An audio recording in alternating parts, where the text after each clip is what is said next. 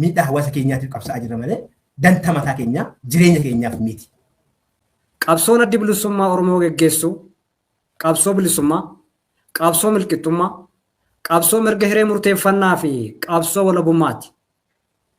Waajjiroonni keenya kan godinarra jiran hundi isaa caccabee miini isaa keessaa fudhatamee hooggantoonni waajjira sanaa guutuun kaan hidhamee kaan qe'ee keessa baqatee qeen isaa baddee kan rakkina kana keessa jiru mootummaan kun mootummaa dimokiraataa waan nama jechisu hin jiru. Addi bilisummaa Oromoo waan hin danda'amne dandeessisuufidha kan filannoo kana keessatti galee hirmaate malee mootummaa kana tumsuuf miti.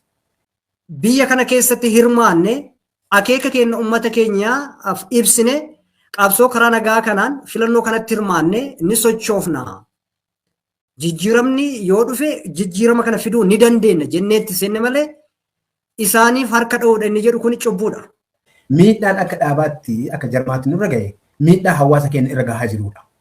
Nuti ka qabsaa jirru hawaasa keenyaa fi hawaasni keenya deeggaraa keenya, hawaasni keenya miseensa keenya miidhaan hawaasa keenya irra gahaa jiru, miidhaan miseensa keenya irra gahaa jiru, miidhaan deeggartoota keenya irra gahaa jiru, miidhaa dhaaba keenya irra gahaa jirudha. Addi bilisummaa Oromoo chaalenjii dhabeeyyuu hin beeku. Rakkina keessatti qabsoo geggeessaa turre, rakkina keessatti qabsoo geggeessaa jirra. Kana boodas rakkinni kana caalu nu mudachuu danda'a qabsoo uummataa kana galiin ga'uuf. Ajandaan nuti qabsaa jirruuf ajandaa gara gabbifachuuti miti. Ajandaa huccuutiin jijjiirachuuti miti. Ajandaa fedhii uummata keenyaa bilisummaa uummanni keenya dhabisan galiin ga'uuti. Xalayaa boordii filannoo qabadhee iyyata barreesse kunoo nuti dhaaba seerawaadha beektu waajjira keenya akka nu banamu waajjira cufame banachuu barbaannaa jennaa gaafanna jennaa mootummaan isin eeyyameeraa nuun jedhan. Mootummaatu nu eeyyamu taate boordii filannoo ni bulchaa boordii filannoo irraa eeyyama guutuu qabna socho'uu dandeenya qaama wal beekamtii qabuudha waajjira bachuuf isinillee hin beektu nu bana jenna barreessaa fidaa mootummaarraa jedhame jechuudha. Addi bilisummaa Oromoo walqixxummaa sabaaf sablammootaa fi uummattoota biyya kanaatiif falmaa jechuudha. Keenya kan jiru boordii filannooti himannaa keenya iyyannaa keenya itti hina haa hiiku haa furu haa dhiisu nuti hin nanna lubbuu keenyas yoo kan dabarsuta hin nannaa jechuudha. Qaama nageenyaa yoo dhaqnu kana boordii filannoo jira hin dubbisna hoogganaa keenya boordii filannooti. Qaamni nageenyaa jira qaama nageenyaa ni dubbisna. Kinoo qaama seera waan dhufee filannoo mootummaan biyya kanaa waggaa 5 qopheessuutti hirmaanneerra seerummaa qabna. Nagaa kennas nagaa isaanis nuti hin jenna. Qaama dhimmi ilaalkamuu nu dubbisna. Kana bira darbee miidhaa yoo gahe addunyaadhaaf kan ifa ta'u ta'a jechuudha. Uummanni keenya gabrummaa jala jira. Gabrummaa qaamaa jala jira. Gabrummaa yaadaa jala jira. Gabrummaa diinagdee jala jira. Gabrummaa siyaasaa jala jira. Gabrummaa anatu si beeka, anatu si godha, ana qofa filadhu, ana qofa waliin jiraadhu, yoo anan deeggarre ni duutaa, ni hidhamtaa, ni buqqaafamtaa ittiin jedhamtu jiraachuu.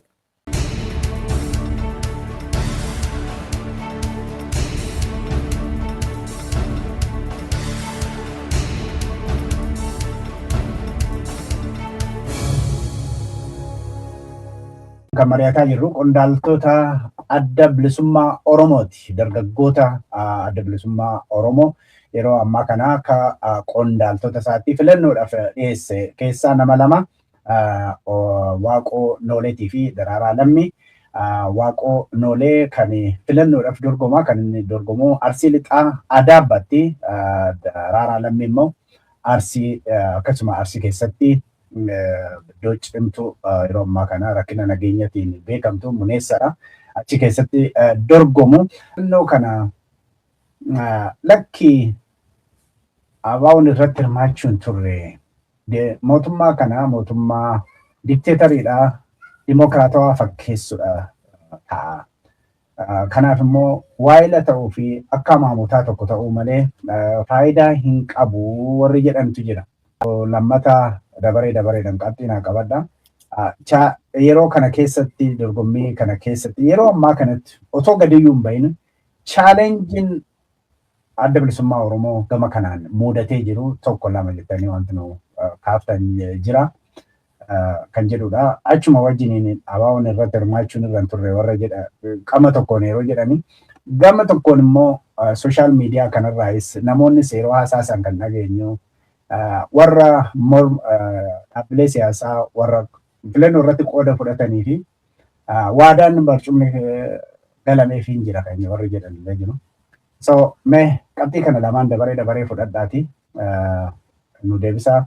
Lammii daraaraa sirraa yoo jalqabne.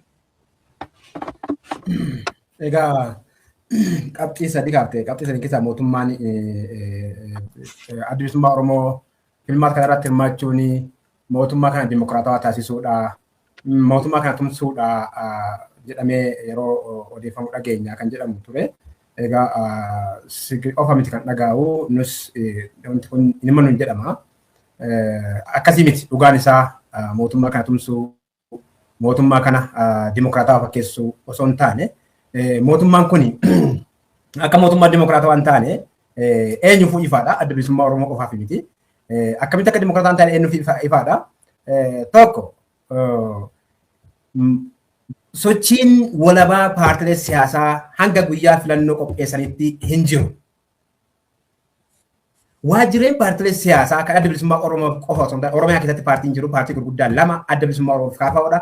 Waajjirri KFO kan muummee Finfinnee jiru irraa kan hafe waajjiroonni biroo cufaadha. Waajjirri adda bilisummaa Oromoo innumti tokkochi amma jiru kun iyyuu eegii banamee yeroo dhiyoo keessatti innumtuu haala qabsoo ulfaattuu haala gaafii jajjabduu keessatti waajjirri kun dhiibbatee banate. Kuntuyyuu akka mootummaa kun mootummaa dimokiraatawaa hin taane ifatti agarsiisa. Waajjiroonni keenya kan godinarra jiran hundi isaa caccabee miini isaa keessaa fudhatamee hooggantoonni waajjira sanaa guutuun kaan hidhamee kaan qe'ee keessa baqatee qe'een isaa baddee kan rakkina kana keessa jiru mootummaan kun mootummaa dimokiraatawaa waan nama jechisiisu hin jiru. Addi bilisummaa Oromoo waan hin danda'amne dandeessisuufidha kan filannoo kana keessatti galee hirmaate malee mootummaa kana tumsuuf miti. Ilaa osoo keessa hirmaachuu baanne addi bilisummaa Oromoo keessa hirmaachuu baate mootummaan kunis addi bilisummaa Oromoo shidhaa fi daba qopheessuuf wayii qabaaf irraa hirmaachuu didee tokko. Lama ammoo hawaasni illee ammoo hiree argatee fayyadamuu didee yeroo tokko kaasuun ni mala.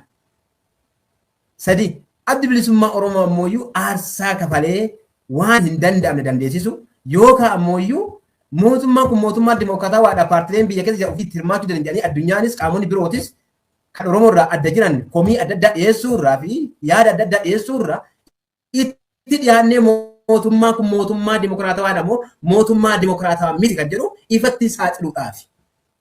Hojiin keenya kun ammaayyuu waan irraa sassaaqni jiru addi bilisummaa Oromoo gahumsa filannoodhaaf miseensota isaa qopheessee itti hirmaachisu gochuu akka barbaachisu ilaa leenjisee qophii barbaachisu godhee mootummaa kana jijjiiruuf qophii gochuu dhabe malee kaadhimamaa dhiyeessuu dadhabee miti.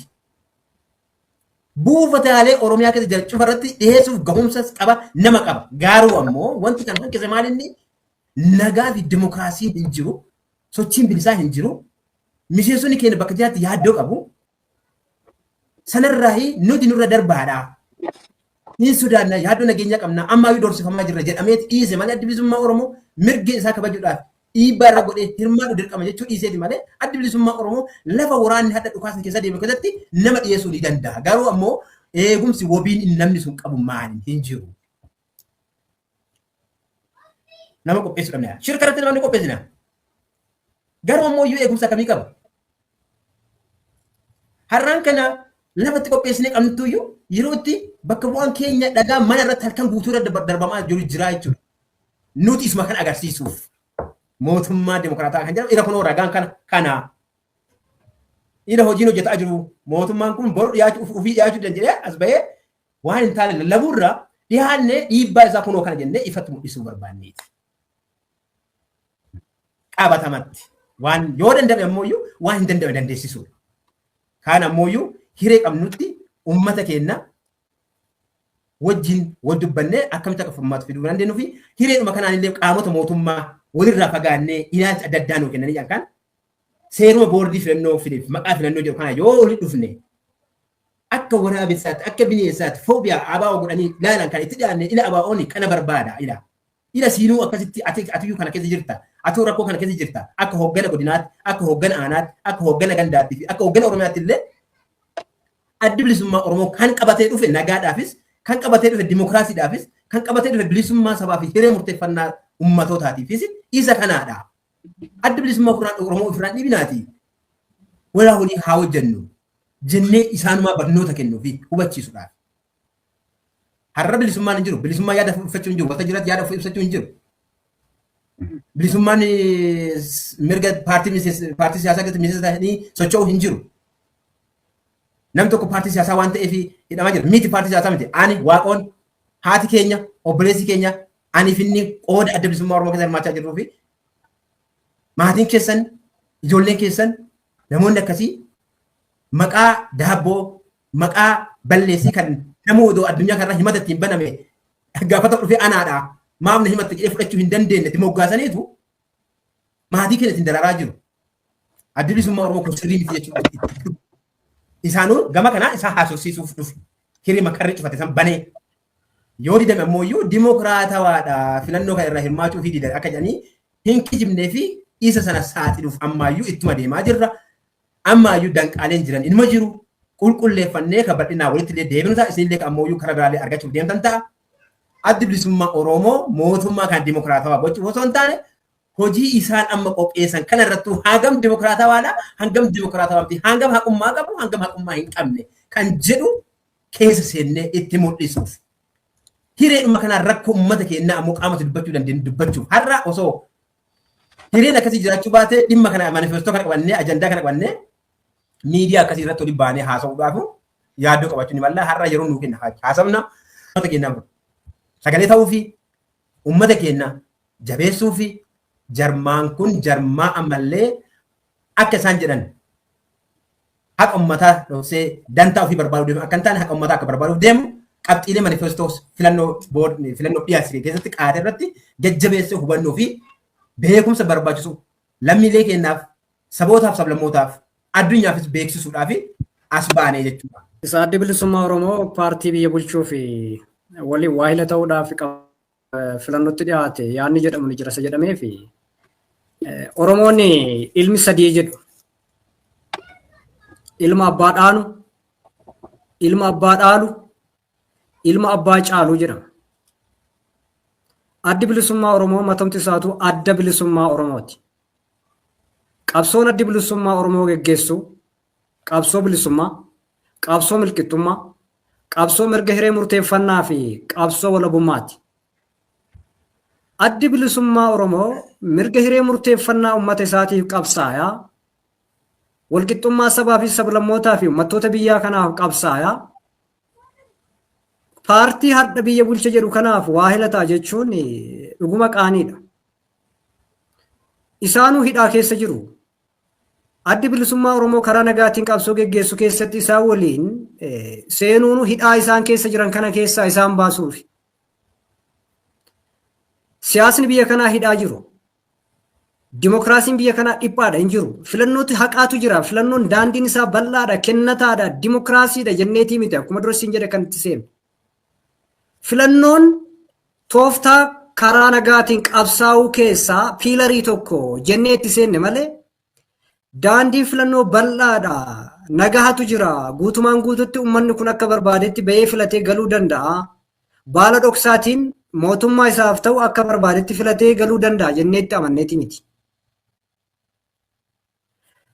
Qabsoo karaa nagaa geggeessaa jiru kana keessatti danqaa fi danqaraa jiru kana keessatti qooda keenya kennachuu qabna. Qabsoo irra jirra. Har'a akka kaleessaa sani qawwee dhukaasaa hin jirru. Har'aan kan ammoo qalama dhukaasaa jirra. Qalamaan jijjiiruudha ajandaan keenya inni guddaan. Akkuma kaleessa sadarkaa yaadaatti impaayera Itoophiyaa jedhu ilaalcha Itoophiyummaa jedhu sammuu dhalootaa keessaa haqaa turre san har'a ammoo lafarratti carraa argame kanaan biyya kana keessatti hirmaanne akeeka keenya uummata keenyaaf ibsine qabsoo karaa nagaa kanaan filannoo kanatti hirmaanne ni sochoofna. Jijjiiramni yoo dhufe jijjiirama kana fiduu ni dandeenya jenneetti seenne malee isaaniif harka dha'uudha inni jedhu kun cubbuudha. Kana namni gaafatu iyyuu tarii addi bilisummaa Oromoo dhalu bu'uura isaa irraayyuu maal irratti ajandaa addi bilisummaa Oromoo irratti bu'uureffame wallaaluu irraa madda kun. Kan biraa chaalenjiin addi bilisummaa Oromoo mudate maali kan jedhuufi addi bilisummaa Oromoo chaalenjii dhabeeyyuu hin beeku. Rakkina keessatti qabsoo geggeessaa turre, rakkina keessatti qabsoo geggeessaa jirra. Kana boodas rakkinni kana caalu nu mudachuu danda'a qabsoo mataa kana galiin ga'uuf. Ajandaan nuti qabsaa jirruuf ajandaa gara gabbifachuuti miti. Ajandaa huccuutiin jijjiirachuuti miti. ajandaa fedhii uummata keenyaa bilisummaa uummanni keenya dhabisan galiin ga'uuti. Rakkoon qaama biyya bulchuu kun ammoo maali? Yeroo baay'ee mormii irratti kan dhiyeessan addi bilisummaa Oromoo kan qabsaa'uuf fottoquudha jedha. Addi bilisummaa Oromoo kan qabsaa'uuf biyya of dandeetti Oromiyaa Itoophiyaa keessaa kuteetiniin sabaaf sablammoota kaan miidhuudha jedha. Dhugaan jiru akkasii miti. Addi bilisummaa Oromoo bilisummaadha kan jedhamu. Bilisummaa jechuun bilisummaa qaamaa qalbii hanga lubbuuti. Namni qaamaan bilisaan ba'ee bilisaan galuu hin dandeenye. Ani Oromoodha jedhee qoma isaa dhiibee akka nama tokkootti jiraatee akka ba'u barbaada. Eenyummaa isaatiin akka boonu barbaada. Bilisummaa qabeenya isaa irratti qe'ee fi qabeenya isaa irratti qotee bocatee daldalatee qabeenya isaa irratti natu sii beekaan kan keessa hin jirre waan isaa ofii isaatti oomishee akka jiraatu barbaada. Psychological makeup Oromoo tokko sirreessuu barbaadna. Oromoon psychologically torch ta'ee shakkamaa sodaatamaa sababa Oromoo ta'eef sababa jaarmiyaa ABO adda bilisummaa Oromoo jaarmiyaa saba Oromootiif falmu tokko deeggarte jedhameef akka hin shakkamne abbaa fedhe deeggare abbaa fedhe dhiisee mirga isaa bahee galuu akka danda'u bilisoomsuu barbaadna. Bilisummaan isa kan. Diinagdee isaa akka barbaadetti oomishatee galfatuu hin danda'u bilisummaan qabu. Hawaasa waliin baheetiniin akka barbaadetti afooshaa barbaade keessatti hirmaatee qooda fudhachuu hin danda'u bilisummaan qabu. Isa kana fakkeenya guddaa tokko sii kennuu danda'a. Ebla 14/2023 keessa ani akka dhuunfaatti waaqoon oolee maatii kan koo dabalatee nama 9 naannoo kiyyatti sababa waraana bilisummaa Oromoo deeggartu jedhuun ajjeesanii guyyoota 5 reeffa isaa milishaa eegsisaa turan. Uummanni keenya bilisummaa qalbii psychologically torch ta'e waan sin jedheef. Isa kanatti uummanni keenya maatiin keenya hin boonnullee hin boochifnullee reeffa achii fudhanna jedhanii gaafa abbootii gadaa jaarolii biyyaa namoota dhageettii fi beekamtii hawaasa keessatti qaban gaafa erganii uummanni kun deebiin maatii keenyaaf deebise maali lakki ajandaa kana keessan seenina ajandichi ajandaa 5ti jarri hidhata waraana bilisummaa Oromoo waliin qabani jedhanii deebisaniif jechuudha. Uummanni sun uggeessan caala itti darbee dhimmichi dhimma lubbuuti dhimma namummaati dhimma hiimaniitiiti jedhee itti darbee reeffa sana akka fudhachiisu hin taasifne jechuudha. Reeffi sun garuu akka biraatitti fudhatame malee uummanni naannoo sanii bilisummaa walii birmatee fudhatamuu hin dandeenye. Maaliif uummanni keenya bilisummaa dhabeessin jechuuf kana sii kaasaa jechuudha. Kanaaf nuti rakkoo keessa turre rakkoo keessa jirra rakkoo keessa jirru kanatti uummata keenya rakkoo keessaa baasuuf qabsoofnaa jechuudha. Gammachuuf miti nuti kan qabsoofnu yookaan mindaa ittiin argachuuf miti adda bilisummaa Oromoo kan qabsaa'uuf wareegama qaamaa qalbii haga lubbuu itti baasaa ture har'allee kana fudhanneeti. Osoo jennu adda bilisummaa Oromoo gaafa qabsoo eegalu qabsoo karaa nagaa jibbee osoo hin taane dirqameeti kan sibiila kaasee bosonatti gale.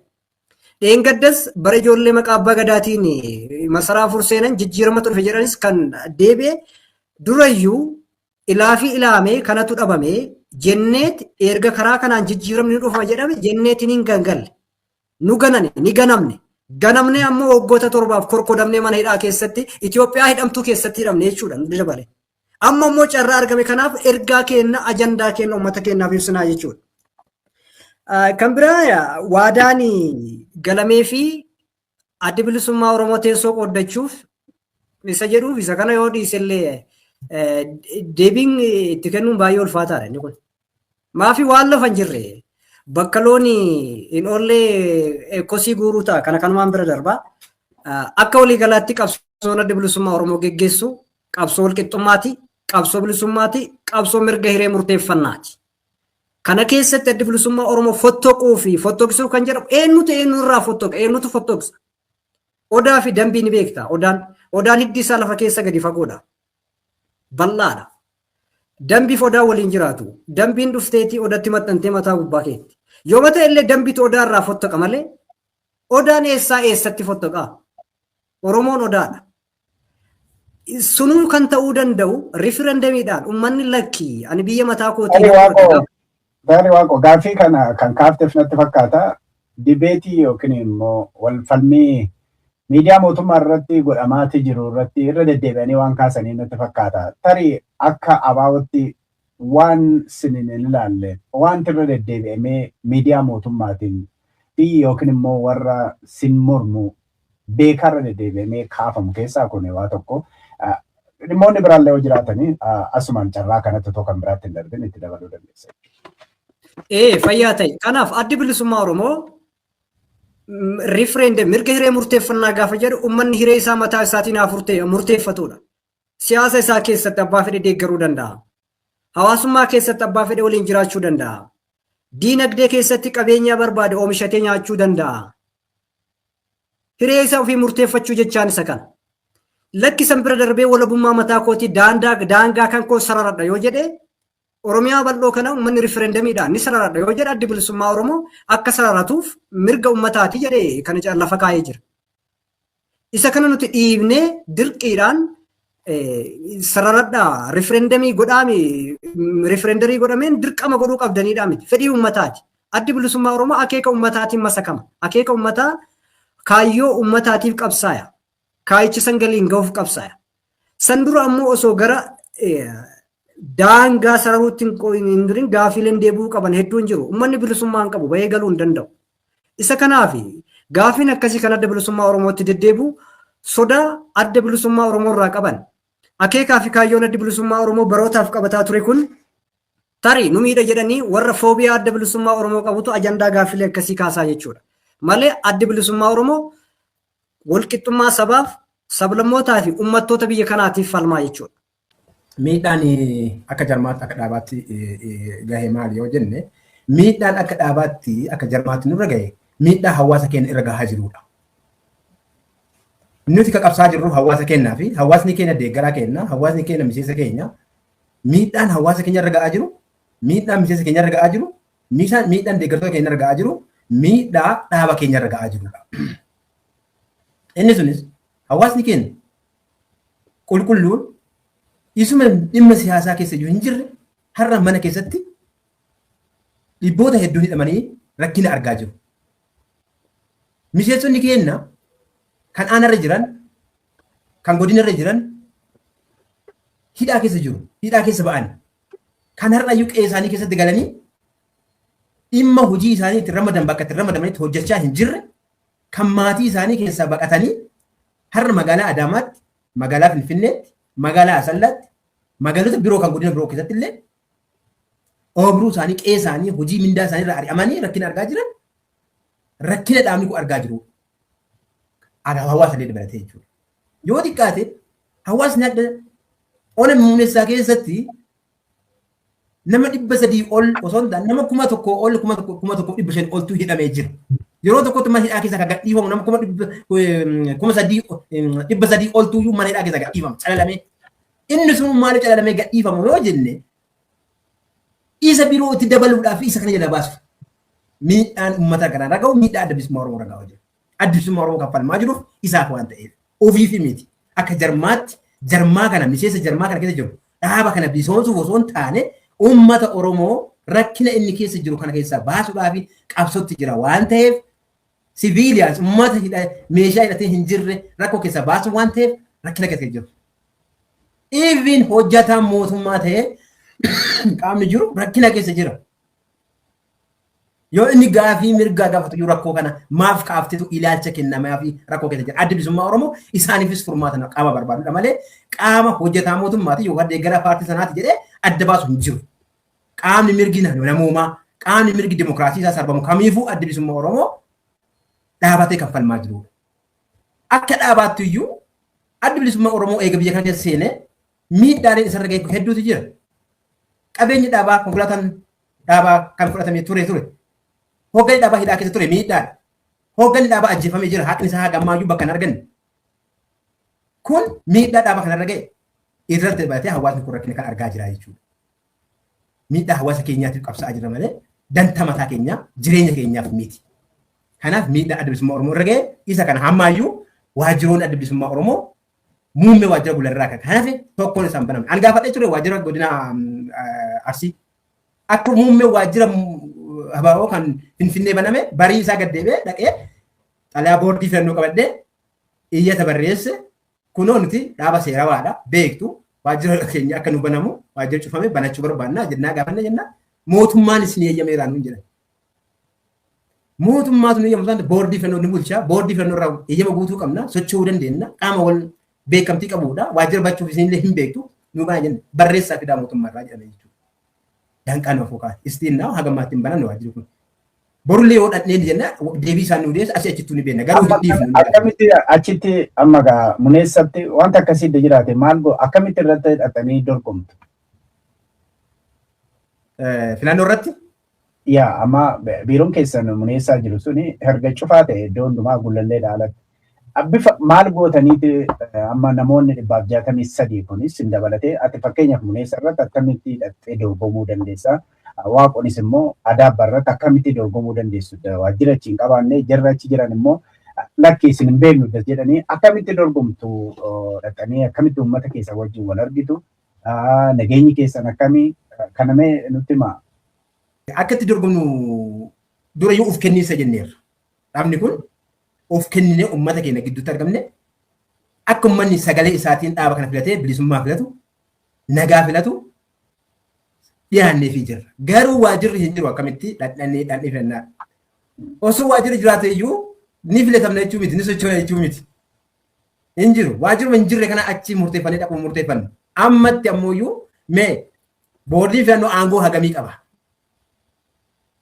Aangoo waa'ee filannoo irratti waan kana irratti aangoo olaanaa waan qabu boordii filannoo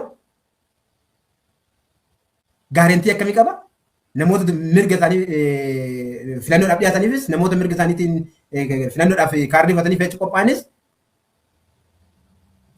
aangoo akkamii qabu kana keessatti ilaaluuf ilaallaa jechuudha. Maali amma boordii filannootu achi jira buufata sana. Boordii filannoo kun nuufis paartii biyya bulchaa jiruufis walqixa. Qaamni nageenyaa biyya kana nagaa biyya kanaa tiksa jedhusillee akka seera biyyaattis akka boordii filannoottis anaafis paartii sanis walqixa. Haati bareedaa jennaani karaa kanaa dhuftiitiin eegi jedha.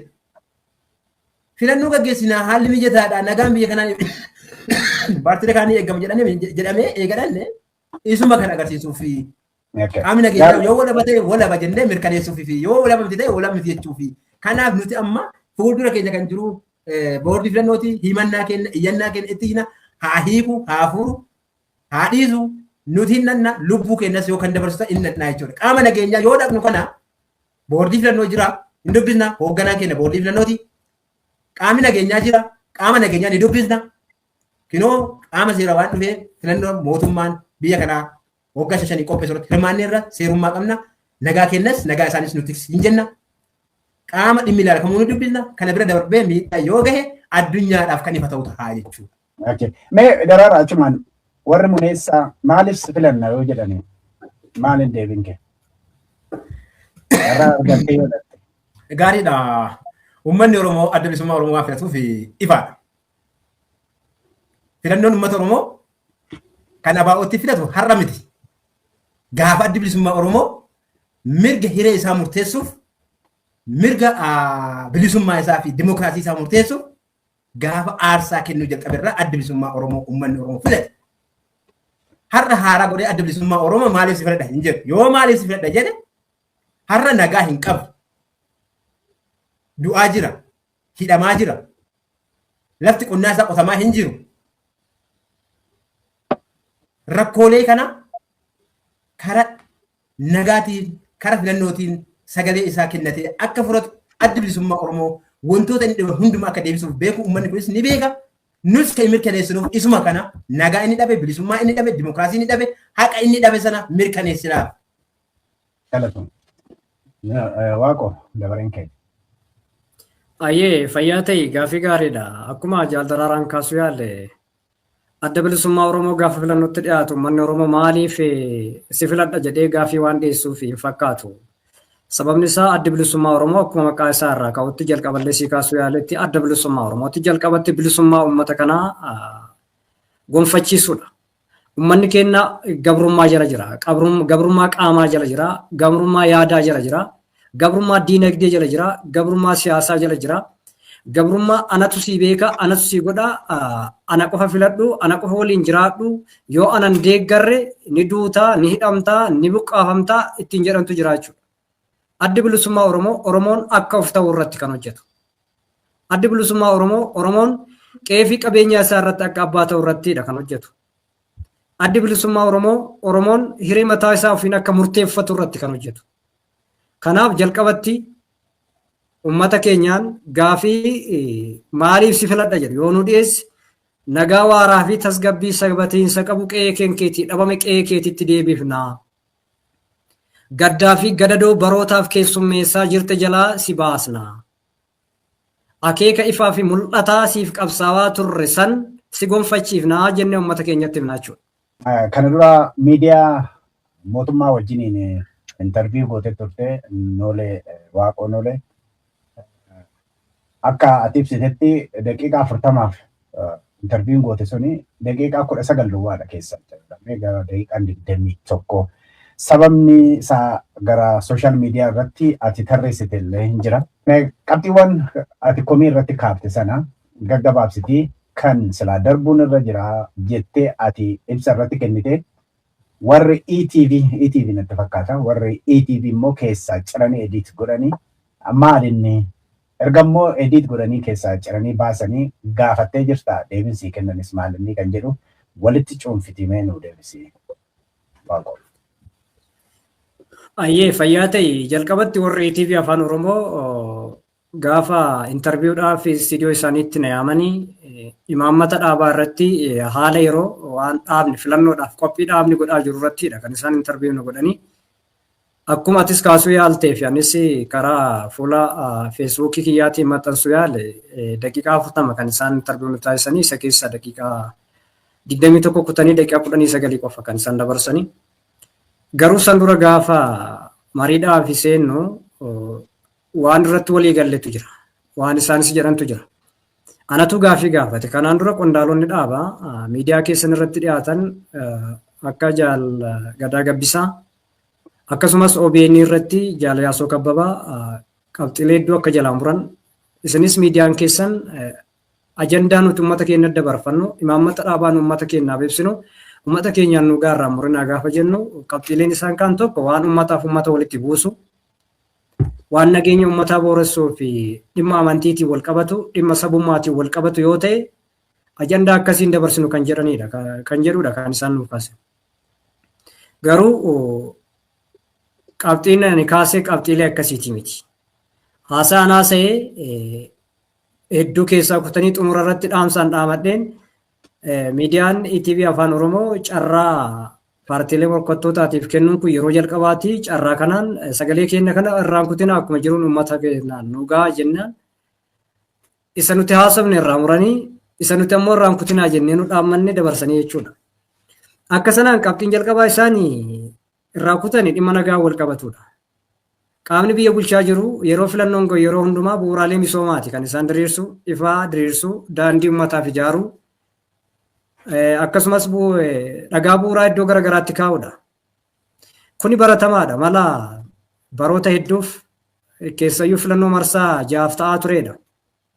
Isa kana keessatti ani kan jedhee ammatti kan nu barbaachisu meeggaa piroojeektii osoo hin taane jalqabatti uummata Oromootiif meeggaa PCdha. Adda bilisummaa Oromoo nagatti amana.